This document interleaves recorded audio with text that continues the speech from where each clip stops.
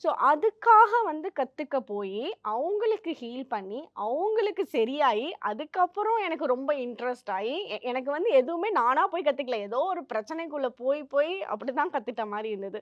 So அப்படிதான் வந்து ரெய்க்கிக்குள்ள பிராப்தம் இருந்தா, அது இழுத்துட்டு வந்துரும்.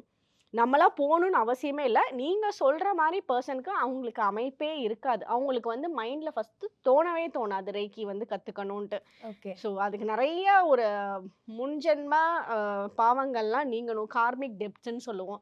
எப்ப வந்து அந்த கார்மிக் டெப்ட்ஸ் எல்லாம் கிளியர் பண்றாங்களோ, அப்ப இதுக்குள்ள ஆட்டோமேட்டிக்கா வந்துருவாங்க. அதுக்கப்புறம் நடக்க வேண்டிய விஷயங்கள் ஒவ்வொன்னும் அவங்களுக்கு ரொம்ப அமைஞ்சு வரும். ஃபேவரபிளா நடந்து வரும்.